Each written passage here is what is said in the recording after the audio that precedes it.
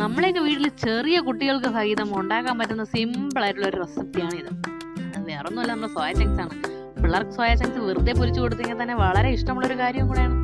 ഇപ്പൊ നമുക്കത് ഗ്രേവി രീതിയിൽ എടുക്കാം. ചോറിന്റെ കൂടെയോ ചപ്പാത്തിയുടെ കൂടെയോ അപ്പത്തിന്റെ കൂടെയോ എന്തിനും ഇത് വളരെ അധികമായിട്ട് എല്ലാവരും ഇഷ്ടത്തോടെ കഴിക്കുന്ന ഒരു സംഭവമാണേ. അപ്പൊ നമുക്ക് ഇതിനാവശ്യമായിട്ടുള്ളത് സോയ ചങ്ക്സ് തന്നെയാണ്. ആ സോയ ചങ്ക്സിനെ കുറച്ച് ഉപ്പും വെള്ളവും കൂടെ ചേർത്ത് ഊറ്റി വേവിച്ച് മാറ്റി വെക്കുക. എന്നിട്ട് അതിനെ കുറച്ച് ചട്ടിയിൽ എണ്ണ ഒഴിച്ച് അതിനെ ഒന്ന് വരട്ടി വശക്കി എടുത്ത് മാറ്റി വെക്കുക. അതേ അടുപ്പിൽ തന്നെ അല്ലെങ്കിൽ അതേ പാത്രത്തിൽ തന്നെ നമുക്ക് കടുക് പൊട്ടിച്ച് കടുക് താളിക്കാം. അത് ഇഞ്ചിയും പച്ചവളം വശക്കി കൂടെ എടുക്കുക. അതും കൂടെ ആടി വരുമ്പോൾ നമ്മുടെ അടുക്കളയിൽ ഇച്ചിരി ഒരു മണമൊക്കെ വന്ന് തുടങ്ങും. എന്നിട്ട് നമുക്ക് അതിൽ സവാള കൂടെ ആഡ് ചെയ്ത് കൊടുക്കാം. ഈ സവാള ഒന്ന് ആഡ് ചെയ്ത് കൊടുക്കുമ്പോഴത്തേക്കും ഇച്ചിരി പെട്ടെന്ന് ആ സവാള ഒന്ന് വശക്കി വരണമെങ്കിൽ കൂടെ തന്നെ എല്ലാവർക്കും അറിയാവുന്നൊരു സിമ്പിൾ പരിപാടിയേ ഉള്ളൂ. ഇച്ചിരി ഉപ്പ് അങ്ങോട്ട് ഇട്ട് കൊടുക്കുക.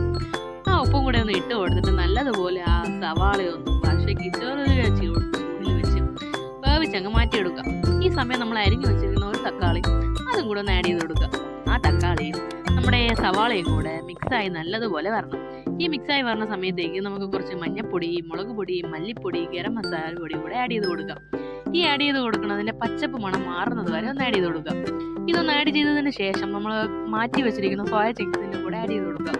ഈ ആഡ് ചെയ്ത് കൊടുത്തിട്ട് എടുക്കുമ്പോൾ തന്നെ നല്ലൊരു കറിയായിട്ട് വരുന്നുണ്ട്. പക്ഷെ നമുക്കതിൽ ഇച്ചിരി ഗ്രേവി വേണമെങ്കിൽ ഇച്ചിരി ചൂടുവെള്ളം കൂടെ ഒഴിച്ചിട്ട് നമുക്ക് ആവശ്യമുള്ളതിനനുസരിച്ച് കട്ടി കറച്ച് ഒന്ന് ലൂസാക്കി എടുത്തു കഴിഞ്ഞാൽ മതി.